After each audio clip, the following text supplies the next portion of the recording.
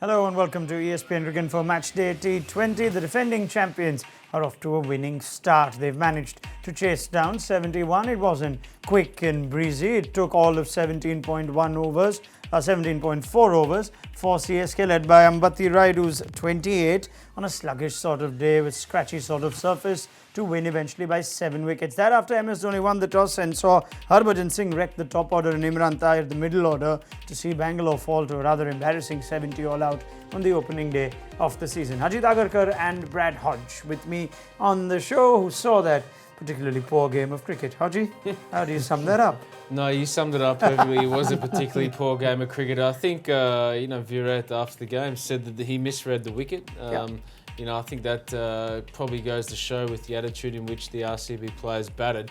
I think they were expecting a lot more runs, and given the conditions, that was probably never going to happen. So 70 runs to deal with, and Chennai polished them off in rather sluggish, sensational form as well. So, they got the job done and take the 2 points and move on. Okay, this pitch has been spoken of enough, Ajit, but it took 34 overs, 35 overs for these two teams to get 140 runs. Is it that bad? They only had to chase 70, so they could, even if they had a few sort of dot balls or maiden overs or whatever, they didn't really care. You never know if it was about 120, 130, whether they would have approached it the same way. MS Dhoni didn't even come out to bat. There was still Dwayne Bravo left in the shed. So, no, just a poor day for RCB. I think Chennai got the job done. Could have done it a bit quicker, but 2 points at the end of the day. So, just a tough day for RCB. Hopefully they recover from it. Yeah, a bit of an anticlimax start to the league on a day where we've seen just 2 sixes, but at least we saw 4 strategic timeouts. Let's go to our matchday match points. First up, the Chennai spinners that came out all guns firing. Now, MS wasn't quite sure of the pitch, which is why he chose to bowl first. Let's talk a bit about the impact that his spinners had. I was rather surprised to see Harbhajan Singh in the playing 11, Haji, but turned out to be a terrific move. Opened the bowling and 3 for 20, including the wickets of AB and Kohli. Yeah, I think it was actually a good matchup against the RCB, where they had a number of left-handers in their top order. So I think that probably swayed the decision to Harbhajan's favour, and it worked off. I'm glad that MSD brought him on early. I thought that was a good move, getting into the game where he hasn't played a lot of cricket. So. He delivered in spades. It was a quality performance. To be fair, while this was turning square, if you look at Harbhajan's 3 wickets, Virat Kohli caught a deep mid-wicket, Moeen Ali caught and bowled in strange fashion, and AB de Villiers, who tried his best to get out in 2 balls. Yeah, but that's always happens. But that's the pressure created by the good balls that he's bowled. So, and there were plenty of that, and from both ends. Which is, that's the surprising part of it. When the bowlers are going well, obviously there's a lot of help in the pitch. That's when good players assess the conditions and say maybe try and get to 120, not even 140. The way the game panned out, that might have given them a chance at least. But good performance by Harbhajan Singh. Left-handers helping his case on a pitch that turned. But you still have to go and bowl well, and to get those 3 wickets will give him confidence for the rest of the season. Yeah, that's a big thing. He's now nearing 39. He's played 10 games in the last he's playing 3 games in the last 10 months, and he's gone wicketless. I thought he's done with the IPL, but this sort of game first up gives you a good feel-good factor as a player in Harbhajan's time. Yeah, and they're going to play some more games in Chennai, so that pitch suddenly then now becomes a big talking point. If it continues to behave that way, I'd imagine they will start making better pitches. We heard Virat Kohli say that it was undercover for 4 days. That might have been one of the main reasons why it played as it did on the night. But there's always a little bit of grip and turn, and it is a bit slow in Chennai.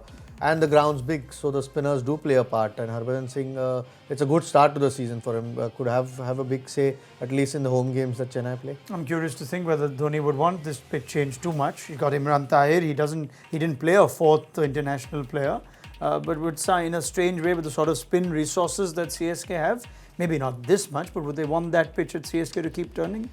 Look, I think it's precisely what they've not requested, but they would have asked for. That will suit their side, no doubt. So, I think that all management try and give an idea to the groundsmen what they prefer. it doesn't matter. It doesn't make sure you dictate what the actual groundsman gets or gives.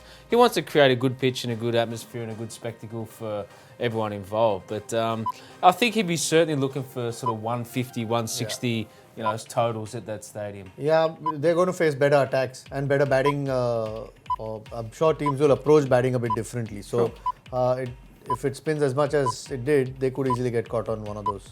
Okay, let's focus now, as we perfectly finish time with this conversation on CSK spinners and their dominance in this game, to Bangalore's batsmen. Were they caught off guard? Now, Virat Kohli does say at the end of the match that they didn't expect this pitch to play off like this, but was he also expecting 70? I mean, where does that feature on a list of low scores that RCB have been guilty of in the IPL? Oh, it's the second time they've got 70. They managed it in 2014 in the UAE.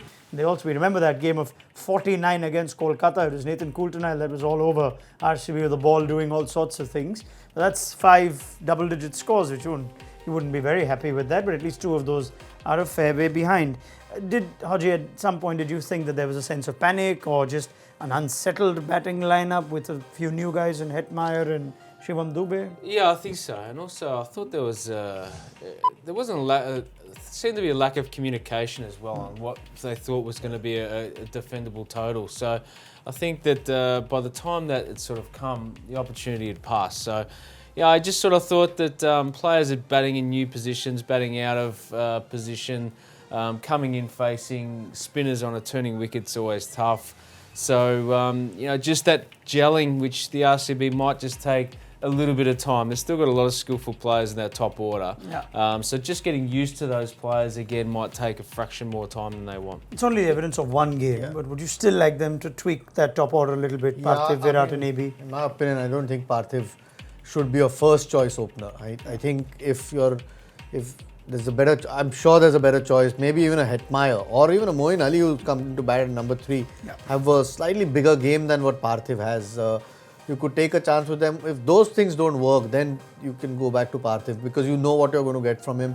And I can't remember a single game. He's got scores before in the IPL where he's got a 80 and one team a game or put a total for a team, and that's his limitations. So you've got to then decide whether him batting with Virat Kohli is going to put more pressure on Virat. Those sorts of things, and you could see the difference between the two teams was very visible. One team very settled, similar sort of lineup to last year, and the other one where guys have just turned up 2, 3, 4 days before, or week before the tournament started, and still getting to know each other well. And in a T20 game, you don't really get time to think too much, and the things have just happened quickly and lost too many wickets at the start, which they were never going to recover. Again, it's only one game, but did they give you the impression that a bit top heavy, even if you are to put Hetmeyer up top, who takes the gloves then, and you have to play Parthiv Patel, you've got Moeen Ali, AB de Villiers, all looking to bat in the top 3 ideally. Yeah, I mean, everyone wants to bat high. Everyone wants to get as high as they possibly can in T20 cricket. I still think they're waiting for the arrival of Stoinis, which will help to balance their side and give them a choice. I think they just missed a little trick today, not having Washington Sundar in that lineup. Just another flexible left-hander, especially against the Imran Tahir and these guys that are going to pose a lot of questions to the middle order. So it's the first game, so I wouldn't read too much into it. I mean, they're a quality side, so you just park it away. Let's hold on for two more performances. Correct, exactly. Before we really thrash them. But we've seen where this stands as RCB's lowest scores. Where does it stand as the lowest scores against Chennai in the IPL? There it features at number 1. So well done to RCB. They've managed to break Delhi's abysmal record of having done it twice against CSK, 83 and 84. So 70 being the lowest score by a team against Chennai in the history of the IPL.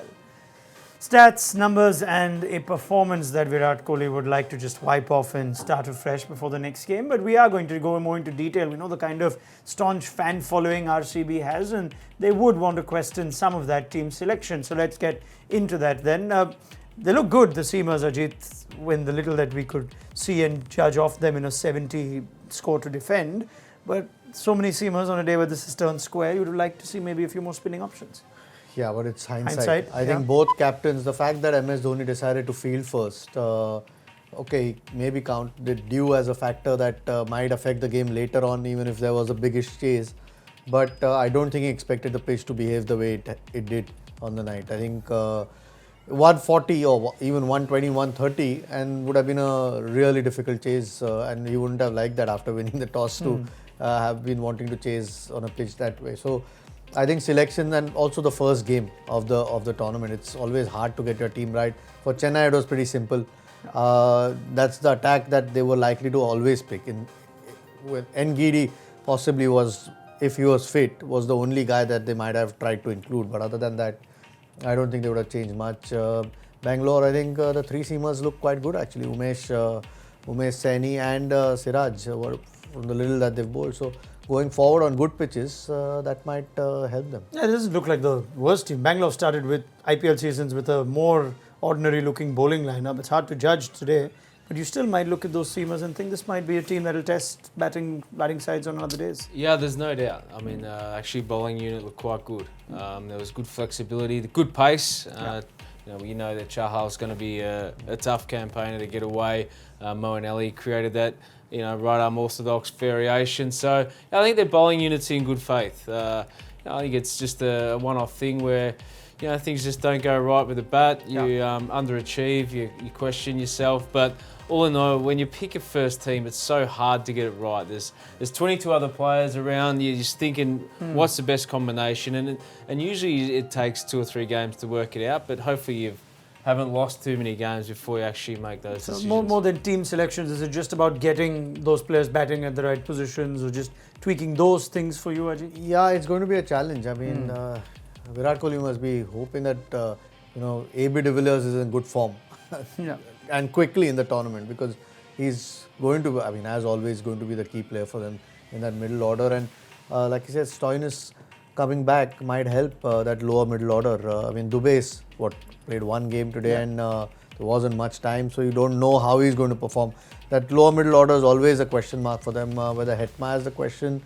1 game to decide too much on what's gone on, and on such a bad day for RCB, it'll be a bit too harsh. Is it also easy or not so easy to just wipe these off as, come on, we're never going to have that bad a game again? Or do these tend to stay with you? If you get a 70 all out, all of a sudden there are players and teams and whatnot that might panic and think, oh, we're not quite ready? No, they'll panic if it happens again. Yeah. Certainly in the next 2 games, there'll definitely be some panic around that. But no, like I said, you normally have 1 really poor game per team in any tournament.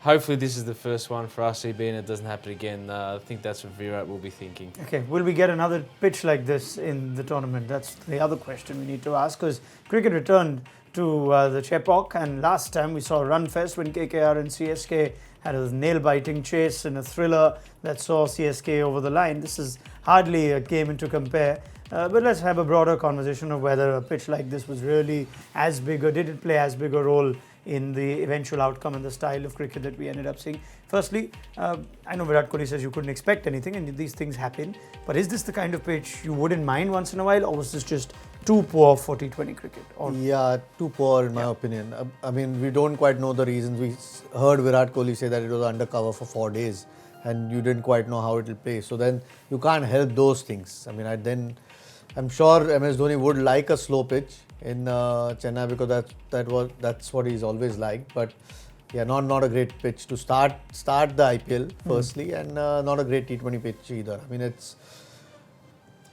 We keep saying it, or we've been saying it, 120 could have been a winning score. It could easily have been a winning score on the night with the way RCB bowled.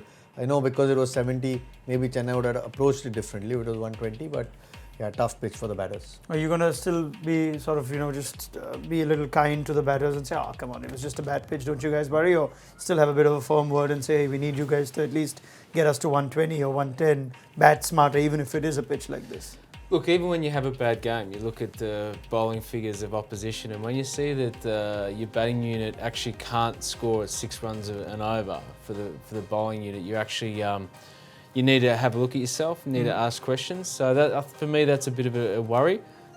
Just some thought clarity around the batting unit, but I think they'll discuss that and it'll quickly be dusted off. But will we see the wicket like this again? Look, I think we actually might. I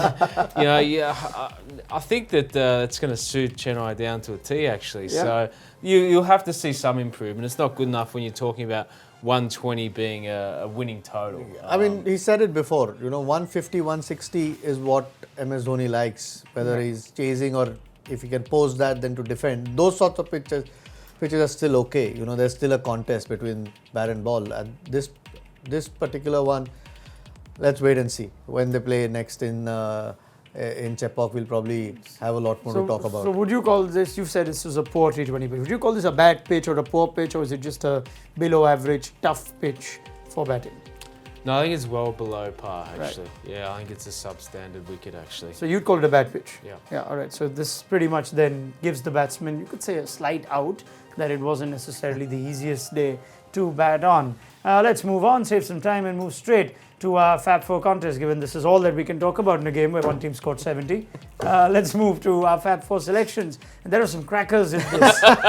It's going to be as bad as the game, isn't it? Yeah, you bet. They picked batsmen left, right and centre. Virat Kohli was there. Shane Watson was there. Raidu. Someone picked Raidu, who got you 29 points. Let's look at Hodgie's selections first. Remember, this is the game that these guys pick 4 players, and depending on how they do, they get some points. So we got Shane Watson with 20 points, Ambati Raidu with 28 points. Thank God Watson took a catch. Yep. Dwayne Bravo with a wicket of his first ball of Parthiv Patel, and Virat Kohli with 6. So you've done better than the team than RCB have, Hodgie. You got 94.